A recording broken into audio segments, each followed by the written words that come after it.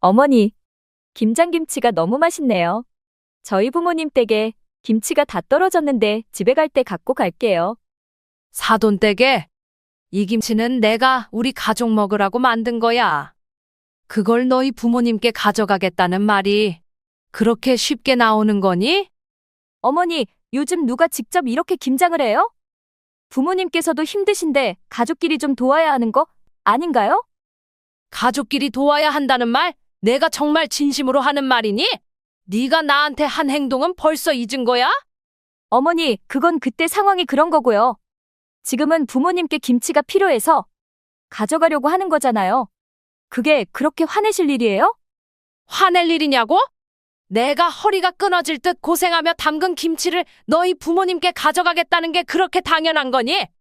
너희는 최소한의 예의조차 지킬 생각이 없는 거구나. 엄마, 저희가 알아서 사든가 하려면 돈이라도 좀 주세요. 그럼 장모님도 불편하지 않을 거 아니에요.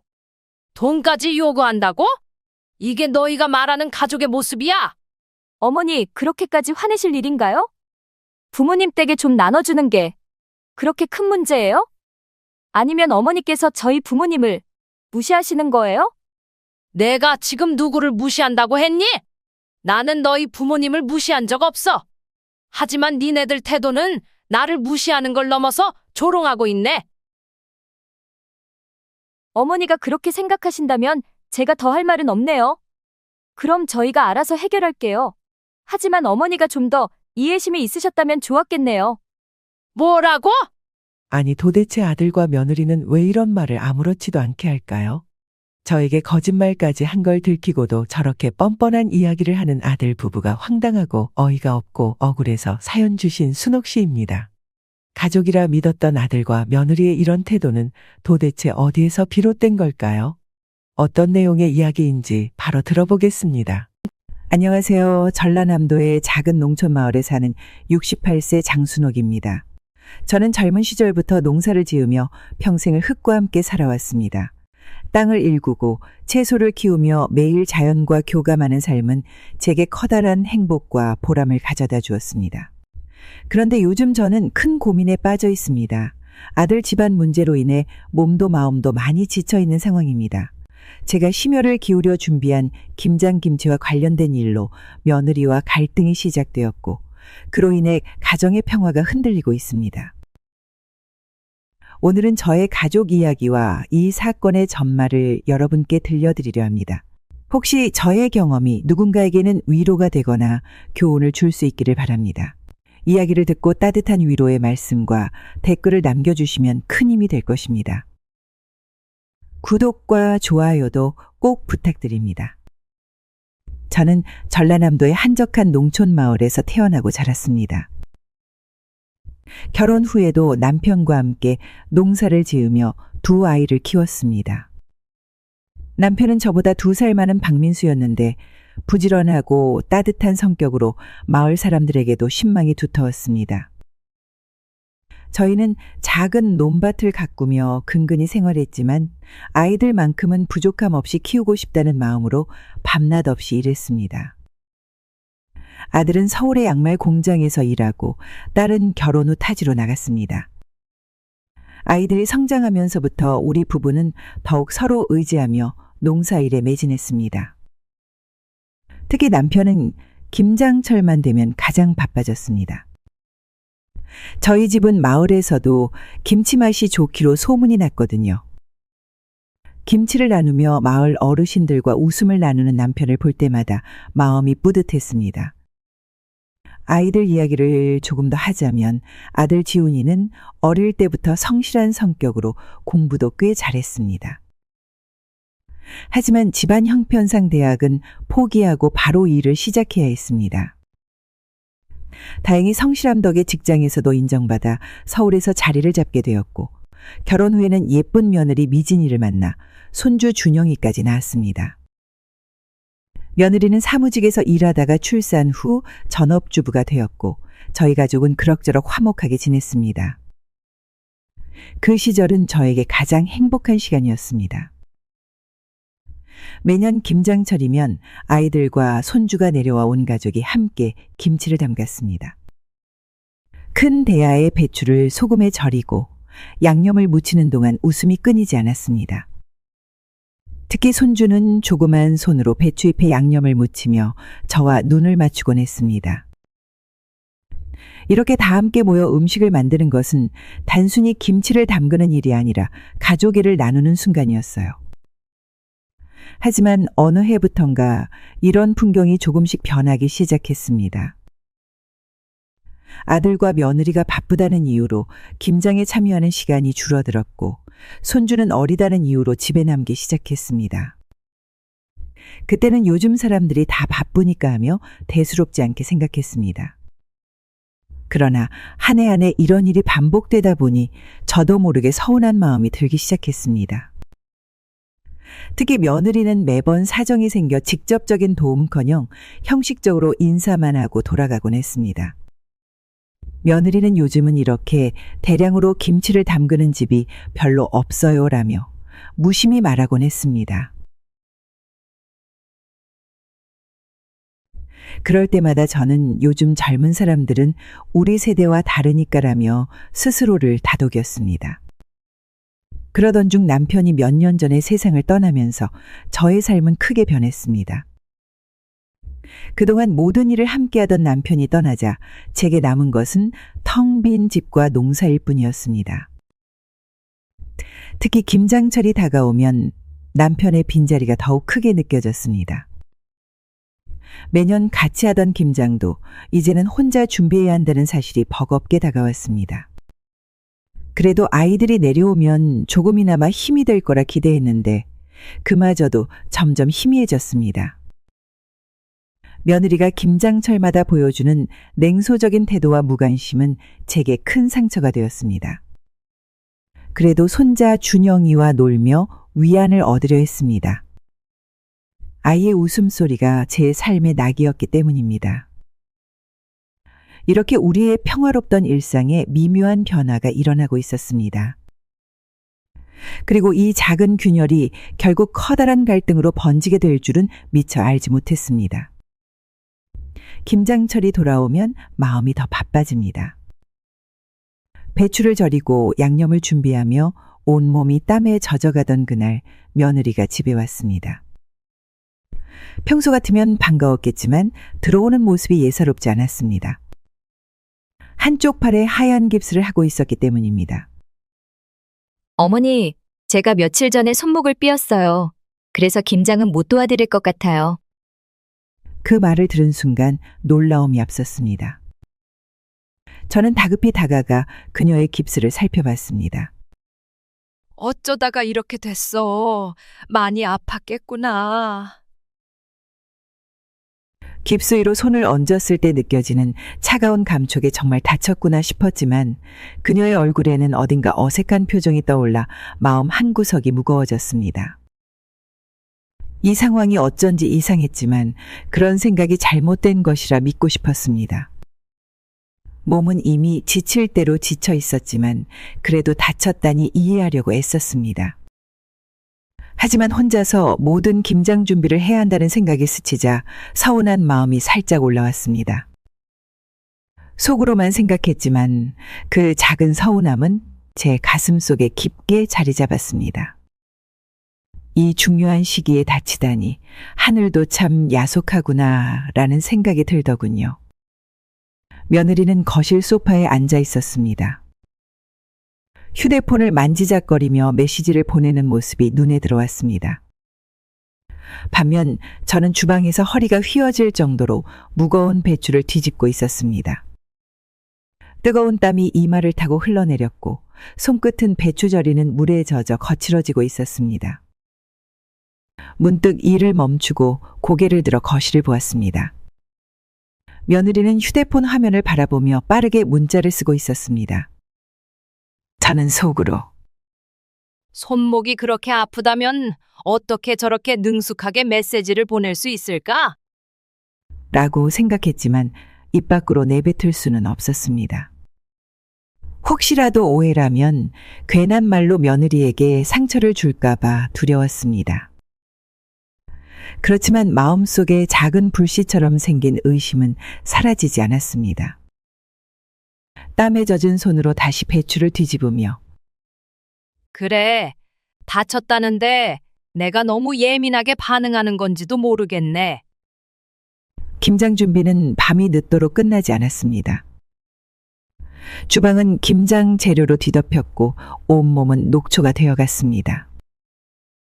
밤이 되어서야 모든 준비를 마친 뒤에야 거실로 나왔습니다. 며느리는 여전히 깁스를 한 손으로 휴대폰을 만지며 소파에 앉아 있었습니다. 그 모습을 보는 순간 억울한 감정이 한꺼번에 밀려왔습니다. 내가 이렇게 힘들게 준비한 김치를 며느리는 그저 당연하게 받아갈 뿐인가? 그 정성을 조금이라도 알아줄 수는 없는 걸까? 그날 밤 저는 잠자리에 들었지만 잠을 이루지 못했습니다. 눈앞에 계속 떠오르는 것은 며느리가 깁스를 한 손으로도 빠르게 메시지를 보내던 모습이었습니다. 머릿속에 의심과 억울함이 교차했습니다. 정말 다친 게 맞을까? 만약 다친 게 아니라면 이렇게까지 나를 속이는 이유는 대체 뭘까? 하지만 아무리 고민해도 답이 나오지 않았습니다. 남편과 함께였던 시절에는 이런 일이 없었습니다.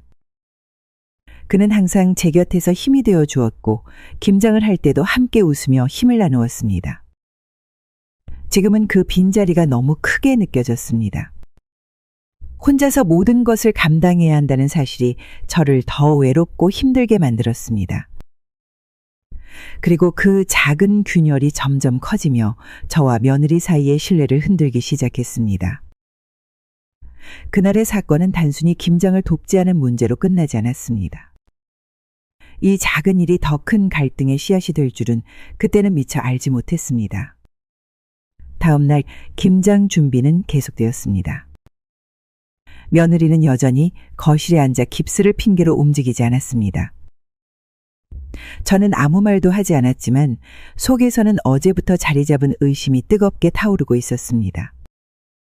이후로도 저는 아무 말 없이 김장 준비를 마무리했지만 속으로는 며느리와의 사이에 생긴 간격을 느꼈습니다. 김장하던 날은 아침부터 정신없이 바빴습니다. 큰 대야에 배추를 절이고 온종일 허리를 숙여야 하는 일이라 몸도 마음도 피곤했습니다. 주방은 배추와 양념 냄새로 가득 찼고 손끝은 이미 까칠해졌습니다.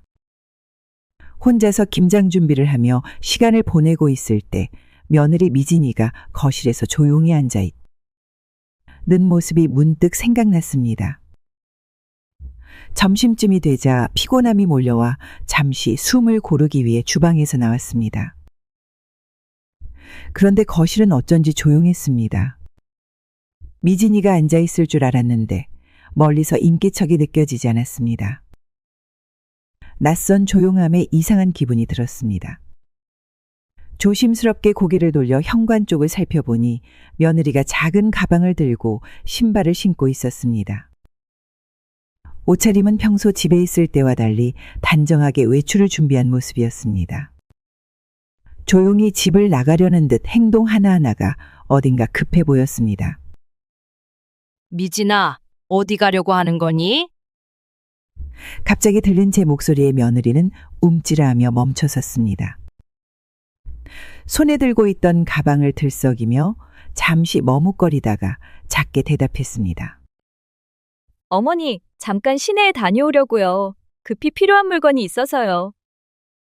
어제만 해도 손목을 다쳐 집안일을 도울 수 없다고 말한 며느리가 이제는 외출하겠다는 말을 꺼내니 어딘가 이상하게 느껴졌습니다.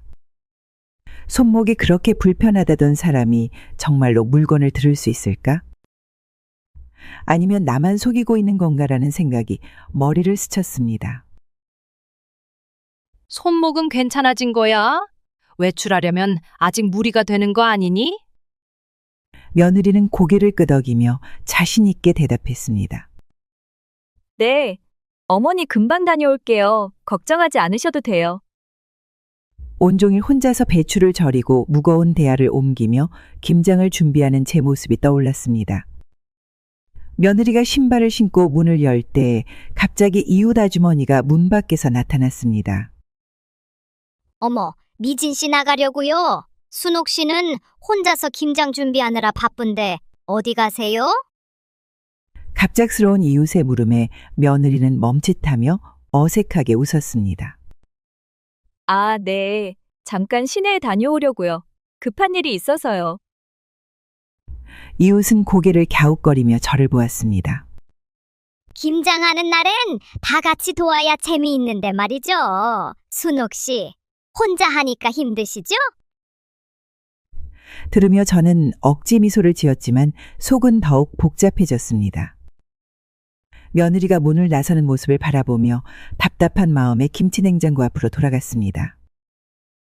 김치통을 하나씩 정리하며 손끝은 분주했지만 머릿속은 며느리의 모습으로 가득 찼습니다. 내가 이 나이에 이렇게 고생을 하면서까지 가족을 위해 김장을 준비하는데 그 정성을 조금이라도 이해해주면 얼마나 좋을까라는 생각이 떠올랐습니다. 한참 뒤 며느리가 집으로 돌아왔습니다. 손에는 작은 쇼핑백을 들고 있었습니다. 미지는 밝은 얼굴로 말을 걸었습니다. 어머니 다녀왔어요. 필요한 걸 좀 샀어요. 그 말을 들으면서 저는 아무 말도 하지 않았습니다. 표정은 짓지 않았지만 마음속으로는 서운한 감정이 여전히 남아 있었습니다. 정말 필요한 물건을 샀다는 건 이해하지만 왜 이런 날 굳이 나갔어야 했을까?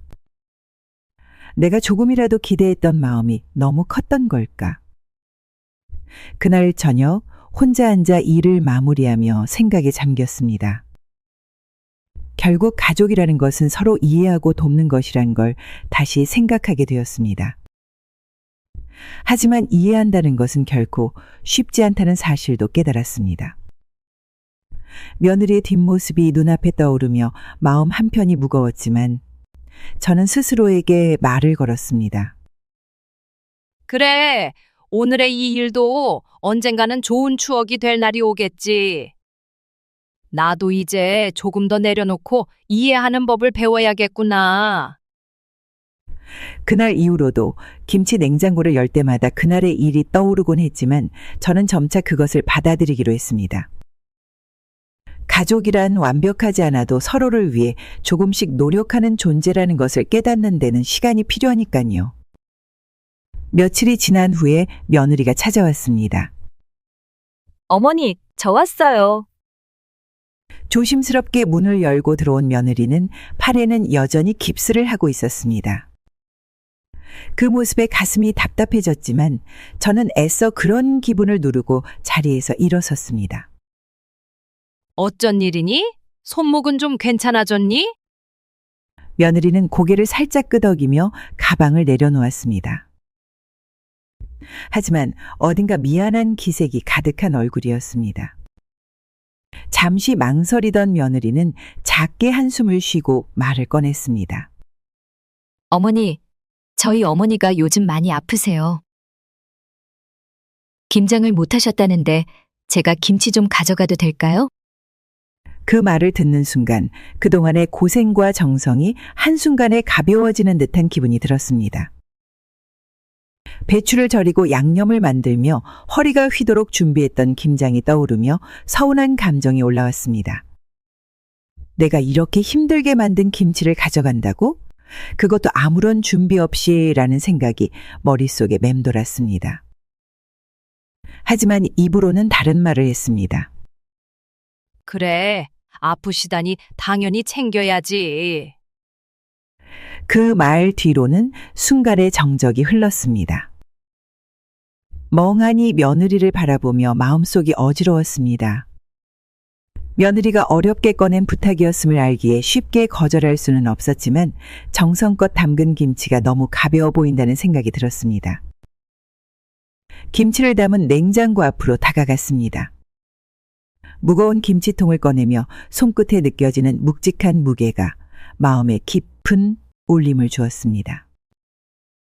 며느리는 묵묵히 저를 따라와 한참을 기다리다가 작은 목소리로 말을 이어갔습니다. 어머니, 정말 감사합니다. 요즘 제가 잘 못 도와드려서 죄송해요. 다음에는 꼭 제가 더 신경 쓸게요. 그 말을 듣는 순간 조금은 미안한 마음이 들었습니다. 가족을 위해 애쓰는 것은 비단 저만의 일이 아니었을지도 모른다는 생각이 스쳤습니다. 며느리 역시 아픈 어머니를 돕기 위해 여기까지 온 것일 텐데 저도 모르게 서운한 마음이 앞섰던 겁니다. 그래, 가족끼리는 돕는 게 맞지. 하지만 다음에는 미리 말해주면 더 좋겠다. 김치도 우리 집에 필요한 만큼은 남겨야 하니까. 미제는 고개를 숙이며 거듭 고마움을 표현했습니다. 네, 어머니 알겠습니다. 채통을 받아들고 조심스럽게 돌아서는 며느리의 모습은 어딘가 작아 보였습니다. 저는 그런 며느리의 뒷모습을 한참 동안 바라봤습니다. 며느리가 떠난 뒤 냉장고 앞에 서 있던 제게 이웃집 아주머니가 들렀습니다. 이웃, 아이고, 장순옥 씨, 요즘 며느리가 김장 안 도와준다면서요? 요즘 젊은 사람들이 다 그렇다니까요. 친정부모가 아프다면서 김치도 가져갔다고 들었는데 어찌 그리 싹싹한지 모르겠네. 그 말에 저는 멍하니 웃으며 대답했습니다.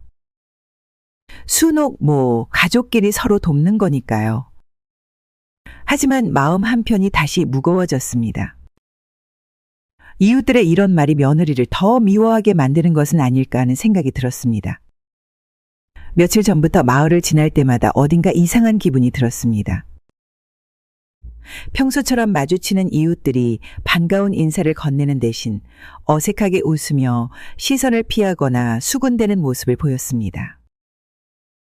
대수롭지 않게 넘기려 했지만 저를 마주칠 때마다 들리는 낮은 목소리와 속삭임은 점점 저를 신경 쓰이게 했습니다. 어느 날 시장에 들르기 위해 집을 나섰을 때였습니다.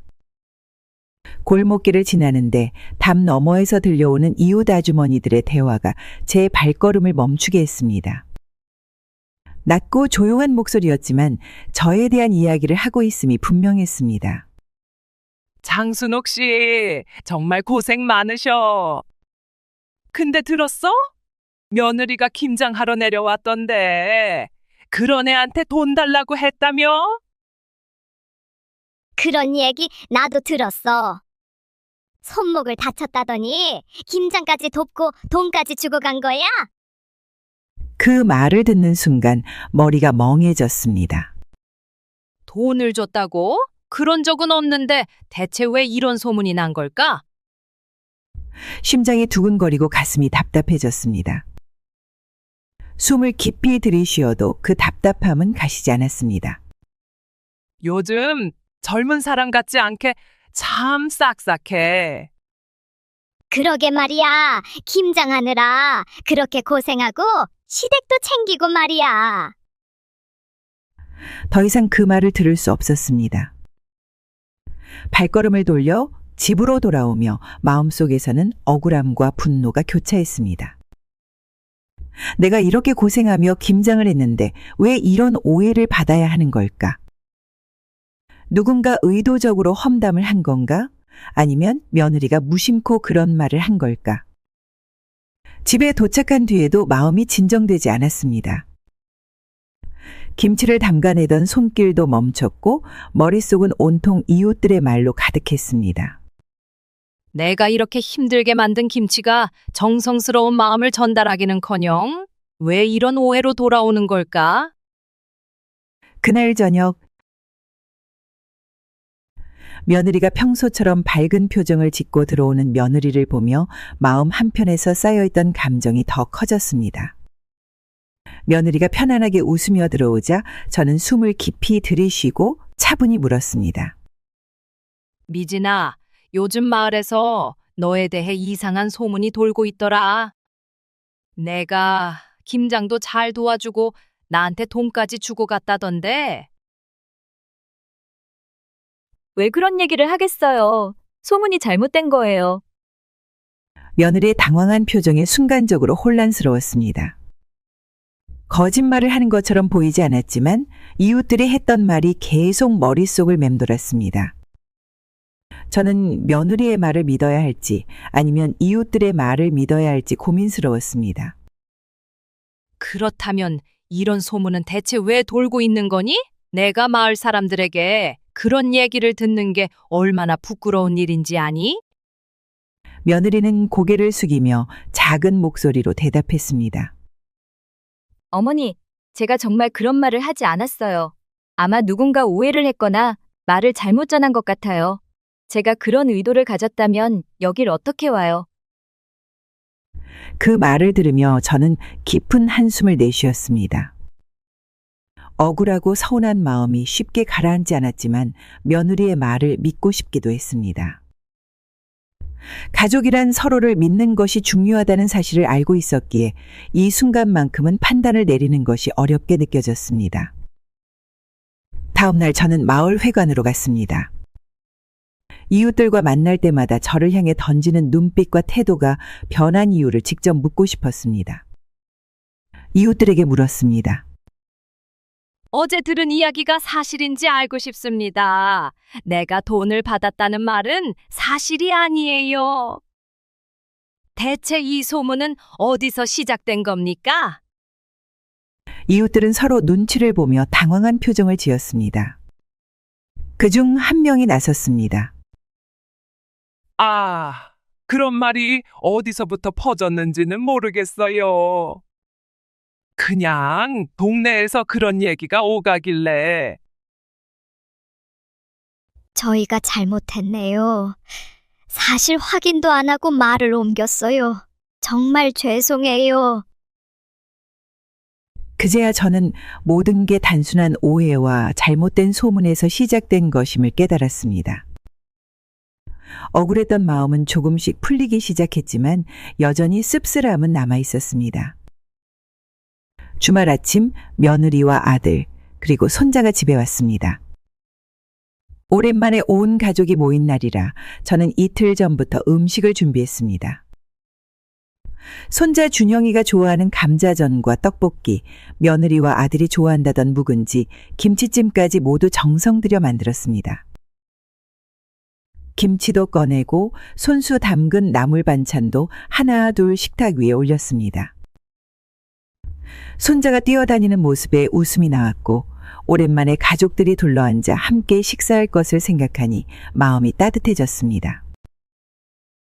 음식을 차리는 동안 배추를 절이던 그 고된 순간이 떠올랐지만 이 모든 순간을 위해 준비한 것이라며 스스로를 다독였습니다. 식탁에 음식을 다 차리던 찰나 준영이가 소파에서 핸드폰을 만지작거리며 말을 꺼냈습니다. 엄마, 나 피자 먹고 싶어. 그 말에 며느리가 잠시 머뭇거리더니 핸드폰을 꺼내 들었습니다. 그리고 빠르게 화면을 넘기며 무엇인가를 주문하기 시작했습니다. 어머니, 요즘 아이들은 이런 반찬보다 배달 음식을 더 좋아해요. 제가 피자랑 치킨 좀 시킬게요. 그 말을 듣는 순간 식탁에 놓인 음식들이 마치 한순간에 빛을 잃어버린 것처럼 느껴졌습니다. 갓 끓인 김치찌개의 따뜻한 김도 정성 들여 만든 반찬들의 윤기도 제 마음을 위로하지 못했습니다. 내가 이렇게 열심히 준비했는데 굳이 배달 음식을 시킬 필요가 있니? 며느리는 대수롭지 않은 듯 웃으며 말했습니다. 아이들이 이런 걸 더 좋아하잖아요. 한두 조각만 먹어도 금방 배가 부르니 편하기도 하고요. 그 말을 들으며 제 가슴 한편이 쿵 내려앉았습니다. 몇 날 며칠 동안 허리를 굽히며 음식을 만들고 아이들이 좋아할 거라며 특별히 준비했던 제 마음이 한순간에 가벼워지는 것 같았습니다. 식탁에 놓인 음식들이 마치 쓸모없어진 물건처럼 느껴졌습니다. 손자는 피자가 도착하자 신나게 웃으며 박스를 열었습니다. 피자를 한 조각 집어들고 기뻐하는 모습을 보니 내가 만든 김치찌개나 묵은지, 찜 앞에서 이렇게 웃었다면 얼마나 좋았을까라는 생각이 떠올랐습니다. 피자를 먹는 동안 저는 혼자서 조용히 식탁 옆에 앉아 있었습니다. 김치찌개에 떠오른 고기를 조심스럽게 건져보며 마음속으로 생각했습니다. 내가 이 음식을 준비한 이유는 단순히 배를 채우는 게 아니라 내 마음을 전달하고 싶어서였는데 가족들이 그걸 느끼지 못한다면 이 정성이 무슨 소용일까? 피자와 치킨을 다 먹은 손자가 웃으며 식탁 옆으로 왔습니다. 할머니, 피자 정말 맛있어요. 다음에도 피자 먹자요. 그 말에 대답은 했지만 속에서는 무거운 감정이 가라앉지 않았습니다. 식사가 끝난 뒤 저는 조용히 남은 음식을 치웠습니다. 며느리가 주방으로 들어와 남은 음식을 보며 말했습니다. 어머니, 음식을 너무 많이 하셨어요. 다 먹지도 못할 텐데 다음엔 조금만 하셔도 될 것 같아요. 며느리의 말에서 악의는 느껴지지 않았습니다. 단지 서로 다른 세대의 입장 차이에서 나온 말일 뿐이라는 걸 이해하려 노력했습니다. 그래, 다음엔 조금 덜 준비하도록 하마. 요즘 방식도 내가 배워야겠지? 그날 이후 저는 음식을 준비할 때 조금씩 방식을 바꾸기로 했습니다.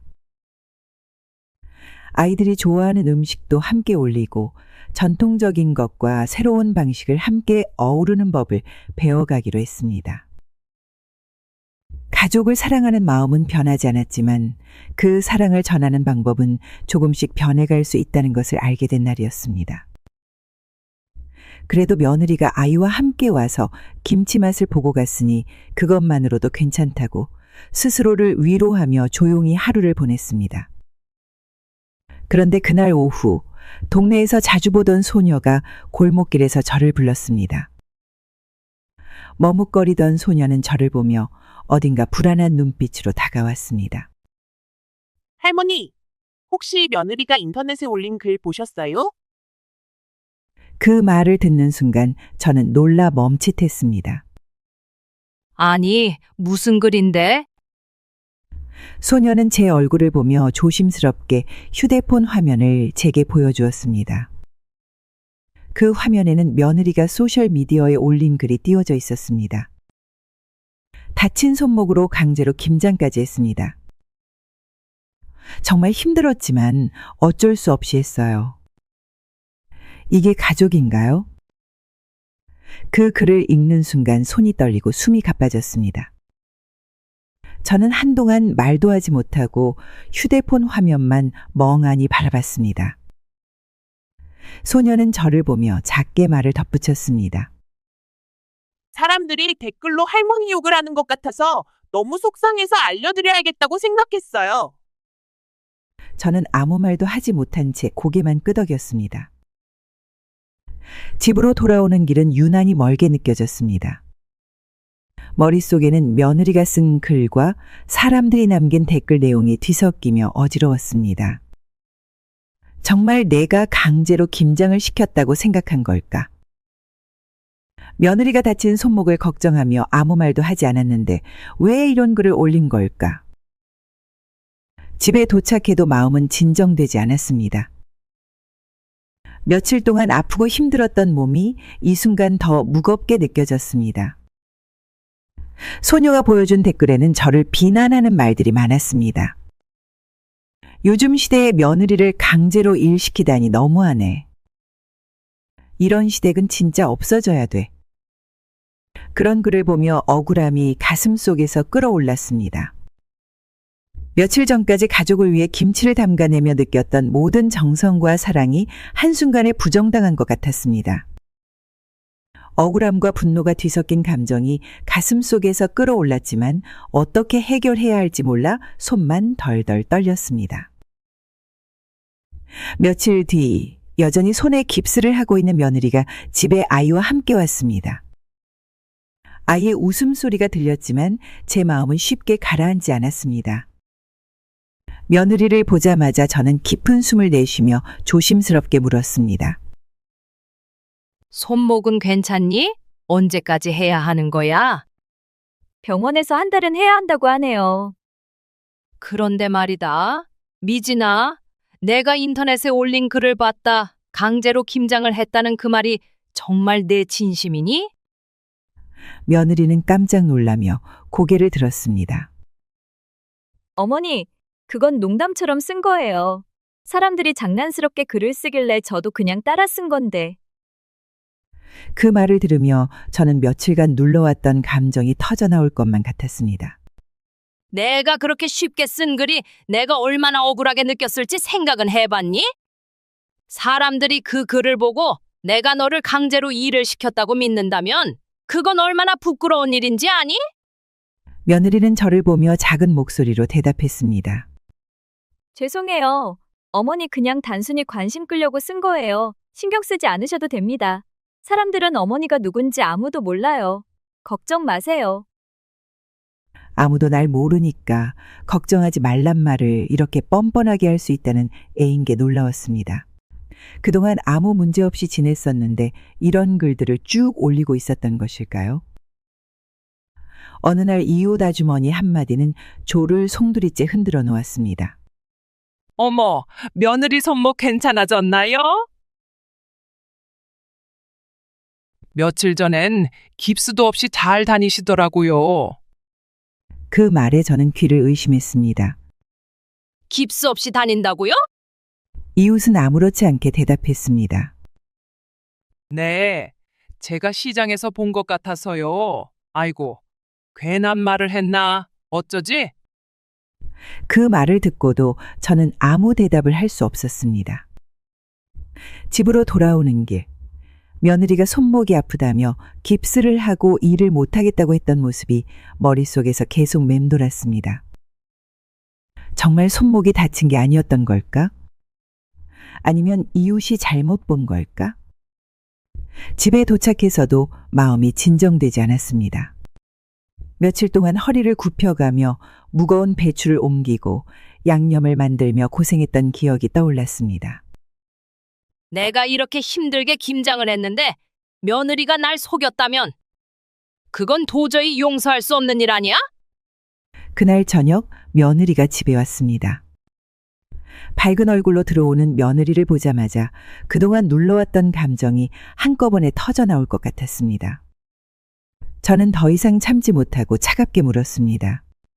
미진아, 내가 말했던 깁스, 그거 정말 진짜였니? 그 말을 들은 며느리는 순간 당황하며 멈칫했습니다. 어머니, 그게 제가 손목이 조금 불편해서. 그 말을 듣는 순간 억눌렀던 감정이 터져나왔습니다. 손목이 불편한 사람이 시장에서 깁스도 없이 다닌다는 말을 내가 들었다. 너는 나를 어떻게 생각하고 이런 거짓말을 한 거니? 내가 이 나이에 허리가 끊어질 것처럼 아파도 혼자 김장을 했는데 너는 그걸 다 알고도 이렇게 행동할 수 있니? 목소리가 떨릴 정도로 억울한 감정이 가득 찼습니다. 며느리는 고개를 숙이고 아무 말도 하지 못했습니다. 내가 믿었던 가족이 나를 이렇게 배신할 줄은 몰랐다. 너도 아이를 키우고 가족을 위해 산다면 어떻게 이렇게까지 할 수 있니? 며느리는 조심스럽게 말을 꺼냈습니다. 어머니, 죄송해요. 그때 너무 힘들어서 어떻게 해야 할지 몰랐어요. 그래서 잠깐 핑계를 댄 거예요. 그 말을 듣는 순간 억울한 감정은 분노로 바뀌었습니다. 힘들었으면 힘들다고 말했어야지. 가족이라면 솔직하게 말하고 서로 도와야 하는 거 아니니? 네가 한 말 때문에 내가 얼마나 힘들었는지 알기나 해? 며느리는 눈물을 글썽이면서도 따지듯이 말했습니다. 죄송은 한데요. 왜 김장을 하시는 거예요? 며느리가 이혼하는 이유 중 하나가 김장인 거 모르세요? 제가 얼마나 하기 싫었으면 거짓말까지 했겠어요. 그건 생각 안 해보셨어요? 왜 이렇게 다그치기만 하세요? 며느리의 태도에 저는 다리에 힘이 풀려 의자에 주저앉았습니다. 며느린 그날 이후로 발길을 끊었습니다. 그리고 겨울바람이 차가웠던 어느 날 아들과 며느리가 함께 집에 왔습니다. 오랜만에 두 사람이 함께 오는 모습에 반가움이 스쳤지만 두 사람의 무거운 표정을 보자마자 뭔가 심상치 않은 일이 있음을 느꼈습니다. 아들은 평소와 다르게 말이 없었고 며느리는 고개를 약간 숙인 채 조심스럽게 제 눈치를 보고 있었습니다. 아들이 먼저 조심스럽게 입을 열었습니다. 어머니, 오늘은 저희가 드릴 말씀이 있어요. 솔직히 말씀드리면 좀 어려운 부탁이에요. 그 말에 마음이 묵직해졌습니다. 갑자기 무슨 부탁을 하려는 걸까? 이 무거운 분위기로 어떤 이야기를 꺼내려는 걸까? 저는 그저 조용히 고개를 끄덕이며 말을 이어가도록 기다렸습니다. 그래, 무슨 일이야? 하고 싶은 말이 있으면 다 해봐. 아들은 깊은 숨을 들이마시며 어렵게 말을 꺼냈습니다. 요즘 저희 사업이 정말 어렵습니다. 거래처가 줄고 대출이 쌓이면서 더 이상 저희 힘만으로는 감당하기 어려운 상황이 됐습니다. 정말 죄송하지만 어머니께 돈을 좀 부탁드리려고 왔습니다. 그 말을 듣는 순간 제 가슴 속이 답답해졌습니다. 아들의 부탁을 듣고 나니 걱정과 안타까움이 밀려왔지만 동시에 몇 달 전 김장 때의 서운함과 며느리의 태도가 떠올랐습니다. 그때 느꼈던 배신감이 다시 되살아났습니다. 사업이 어렵다니 안타깝구나. 하지만 이런 이야기를 하기 전에 내 아내가 나를 대했던 행동들부터 돌아봐야 하지 않겠니? 며느리는 그제야 고개를 들고 말을 꺼냈습니다. 어머니, 제가 정말 잘못했어요. 그때 어머니를 속이고 김장을 돕지 않았던 건 정말 제가 경솔했어요. 그 일 때문에 어머니께서 마음이 많이 상하셨을 거라는 걸 알고 있어요. 정말 죄송합니다. 가족이라면서 나를 속이고 그때의 고생은 전혀 신경 쓰지 않았던 사람들이 이제 와서 돈을 부탁한다니 이게 과연 진심일까? 내가 나를 속였던 일, 내가 얼마나 서운했는지 너는 정말 알고 있는 거니? 그렇게까지 나를 무시하면서 지금 와서 가족이라는 이유로 돈을 부탁하는 게 맞는 거라고 생각하니? 아들은 며느리의 손을 꼭 잡으며 고개를 숙였습니다. 어머니, 저희가 정말 부족했던 거 알아요. 어머니께 그런 마음을 드린 것도 잘못이란 걸 알고 있어요. 하지만 지금 저희는 어머니의 도움이 정말 필요해요. 그 말을 듣는 순간 마음속에서 복잡한 감정이 솟구쳤습니다. 가족이라면 서로 돕고 의지하는 것이 당연하지만 이들은 과연 나를 정말 가족으로 생각하고 있는 걸까? 내가 지금은 가족이라며 도움을 요청하지만 내 아내가 나를 속이고 외면했던 그 순간에도 가족이라 생각했니? 그때 나는 내가 나를 이렇게 대한다는 사실이 믿기지 않아 너무 힘들었어. 며느리는 눈물을 글썽이며 말을 이었습니다. 어머니, 제가 잘못했습니다. 그땐 제가 어머니의 마음을 생각하지 못했습니다. 앞으로는 절대 그런 일이 없을 겁니다. 어머니께서 이번에만 도와주신다면 저희가 더 열심히 해서 보답하겠습니다. 그 말을 들으며 한참 동안 생각에 잠겼습니다. 내가 너희를 돕는 게 정말 맞는 일일까? 가족이라면 서로 신뢰가 있어야 하는데 너희는 그 신뢰를 깨뜨렸어. 그 상태에서 내가 너희를 돕는 게 과연 옳은 선택인지 모르겠다. 아들은 제 말을 듣고 고개를 숙이며 대답했습니다. 어머니, 제가 정말 부족했어요. 하지만 어머니의 도움 없이는 저희가 이 상황을 극복하기 어려워요. 그 말에 제 마음은 여전히 복잡했습니다. 이들을 돕는 게 진정으로 가족을 위한 일일까? 아니면 나를 또다시 희생시키는 결과로 끝날까? 내가 바로 결정을 내릴 수는 없다. 너희가 나를 대했던 모든 일들을 다시 떠올리며 내가 너희를 돕는 것이 맞는지 생각해보마. 그 말에 두 사람은 더 이상 아무 말도 하지 못했습니다. 무거운 침묵이 집안에 가득 찼고 저는 자리를 정리하며 조용히 방으로 들어왔습니다. 차가운 바람이 창문을 흔드는 날, 몸도 마음도 지친 하루를 보내고 있었습니다. 혼자 사는 집안은 점점 더 정리하기 어려워졌고 김장을 마친 후로 허리와 무릎은 아파서 제대로 펴기조차 힘들었습니다. 그래도 가족이 있다면 조금은 의지할 수 있지 않을까라는 마음으로 아들에게 전화를 걸었습니다. 아들의 목소리는 무겁고 바빴습니다. 어머니, 지금 무슨 일이세요? 짧은 인사가 끝나기도 전에 아들의 급한 말투에 마음이 약간 위축되었습니다. 그러나 겨우 용기를 내어 어렵게 말을 꺼냈습니다. 요즘 허리가 너무 아프고 집안일도 제대로 할 수가 없다. 너희가 시간 날 때 내려와서 조금만 도와줄 수 있겠니?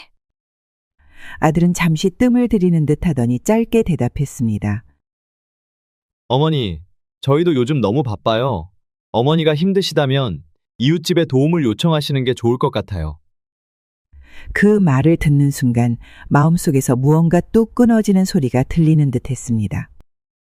이웃에 부탁하라고? 내가 너희 어머니인데 이런 말을 들어야만 하는 건가? 억울함과 배신감이 뒤섞인 감정이 밀려왔습니다. 너희도 알다시피 나 혼자 살고 있잖니. 가족끼리는 서로 도와야 하는 거 아니니? 하지만 아들의 대답은 단호했습니다. 정말 죄송해요. 저희가 요즘 너무 힘든 상황이라 시간이 안 돼요. 다음에 상황이 나아지면 그때 도울게요. 그 통화가 끝난 뒤 휴대폰을 내려놓고 한참 동안 멍하니 앉아 있었습니다. 아들이 했던 말이 머릿속을 떠나지 않았습니다. 내가 힘들 때는 가족이라고 부르면서도 정작 내가 도움을 청할 때는 이렇게 차갑게 외면하다니. 며느리와의 대화에서도 비슷한 대답이 돌아왔습니다. 어머니, 저희도 요즘 정말 바빠서요. 집안일이 힘드시면 요즘은 도우미를 부르거나 복지사 선생님께 한번 부탁드려 보세요. 그 말을 듣는 순간 참아왔던 서운함이 한꺼번에 쏟아져 나올 것 같았습니다. 내가 이런 부탁을 하는 건 정말 어쩔 수 없어서야. 너희가 내 입장이었다면 이런 말을 듣고도 아무렇지 않을 수 있을 것 같니? 며느리는 약간 머뭇거리더니 어색한 미소를 지으며 말했습니다. 어머니, 죄송해요. 저희도 너무 힘든 상황이라 어쩔 수 없어요. 그 말을 듣고 더는 아무 말도 할 수 없었습니다. 이들의 태도가 너무나 차갑게 느껴졌고 마음속 깊은 곳에서 억울함이 가득 차올랐습니다.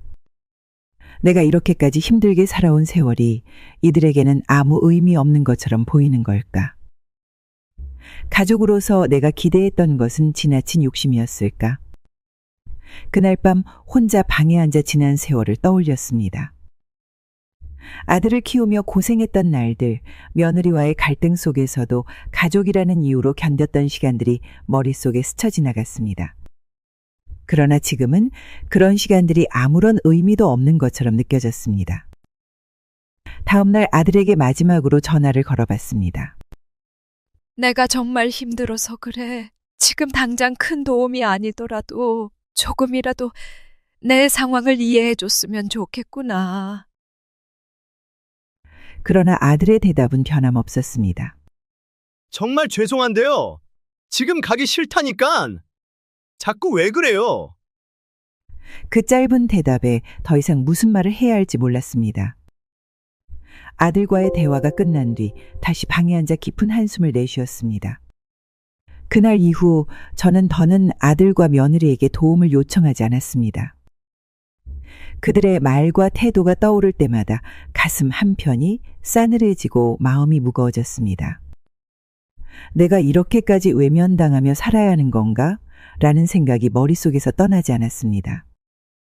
가족이라는 이름 아래 나는 너무 많은 걸 기대했던 걸까? 아니면 내가 이미 가족이라는 믿음을 잃어버린 것일까? 혼자 남겨진 집안은 차갑고 조용했습니다. 다음 날 전화벨 소리가 울렸습니다. 화면을 보니 아들이었습니다. 저는 잠시 망설였지만 결국 전화를 받았습니다. 어머니, 저예요. 지난번에 부탁드린 일 생각해 보셨어요? 그 말을 듣는 순간 마음속에서 복잡한 감정이 뒤섞였습니다. 내 아들이 힘들어서 도움을 요청하는 것을 모른 척할 수는 없었습니다. 하지만 과연 또다시 돕는 것이 이 아이를 위해 옳은 일인지 의문이 들었습니다. 저는 깊은 숨을 내쉬며 차분히 대답했습니다. 지훈아, 내가 얼마나 힘든 상황인지 이해한다. 하지만 나는 이번에 내 부탁을 들어줄 수 없을 것 같다. 전화기 너머에서 짧은 침묵이 흘렀습니다. 그 침묵이 저를 더 아프게 했습니다. 어머니, 제가 얼마나 힘든지 아시잖아요. 다른 데선 정말 방법이 없어요. 어머니가 도와주시면 제가 꼭 갚을게요. 아들의 간절한 목소리에 순간 마음이 흔들렸습니다. 하지만 과거의 기억들이 떠올랐습니다. 제가 필요할 땐 외면했던 순간들, 제가 힘들 때 도움을 요청했지만 돌아오지 않았던 아들의 차가운 태도들, 내가 도움을 줄 때만 가족이고 내가 도움을 요청할 땐 가족이 아닌 거야? 지훈아, 나는 내가 이번 일을 스스로 해결하길 바란다. 그래야 내가 앞으로 어떤 어려움이 와도 더 잘 헤쳐나갈 수 있을 거야. 어머니, 정말 이게 최선인가요? 도움을 주지 않으면 제가 어떻게 될지 아시면서도요? 아들의 말은 날카로웠습니다. 하지만 저는 단호함을 유지하려 했습니다.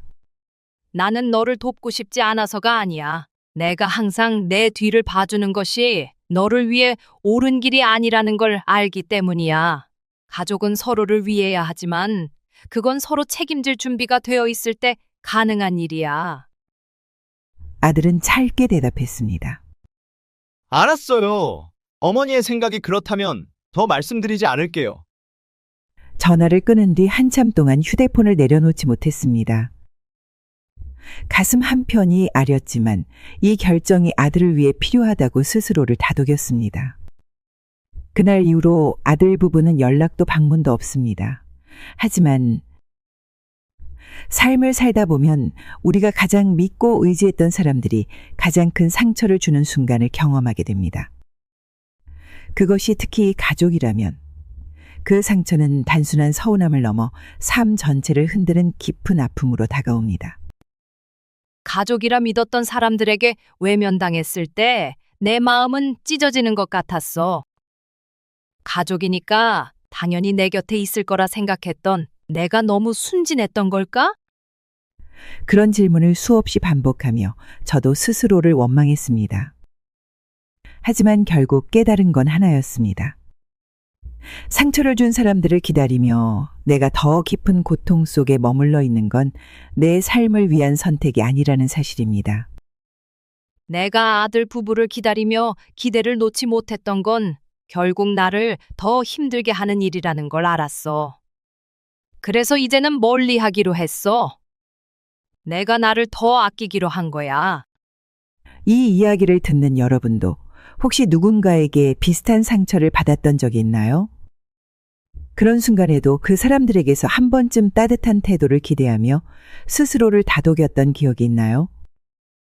그렇다면 이제는 여러분이 정말로 중요한 것을 생각할 때입니다. 가장 중요한 건 바로 여러분 자신입니다. 내가 그들을 미워해서 멀어진 게 아니야. 그저 나를 더 이상 상처받지 않게 지키고 싶었을 뿐이야. 사랑은 때로 우리를 단단하게 만들지만 잘못된 기대와 신뢰는 우리를 무너뜨리기도 합니다. 가족이라는 이름으로 상처를 받았더라도 그것이 여러분의 삶을 통째로 무너지게 하게 두지 마세요. 혼자가 되는 것이 두렵겠지만 그 시간 속에서 비로소 진정한 자신을 찾을 수 있을 것입니다. 여러분은 누군가에게 상처를 받기 위해 존재하는 사람이 아닙니다. 여러분은 존중받고 사랑받아야 할 존재입니다. 여러분의 삶 속에서 누군가가 아픔을 준다면 그들과 거리를 두는 선택을 주저하지 마세요. 그 용기가 여러분의 삶을 더 빛나게 할 것입니다. 이 이야기가 공감이 되셨다면 좋아요를 눌러주세요. 그리고 다른 분들과 함께 이 감정을 나누고 싶으시다면 공유와 댓글로 참여해주세요. 구독 버튼을 눌러 더 많은 이야기에서 다시 만나요. 함께 이야기를 나눌 수 있어 행복했습니다. 아들 부부가 연락하면 다시 사연 보내겠습니다. 그때 다시 만나요. 감사합니다.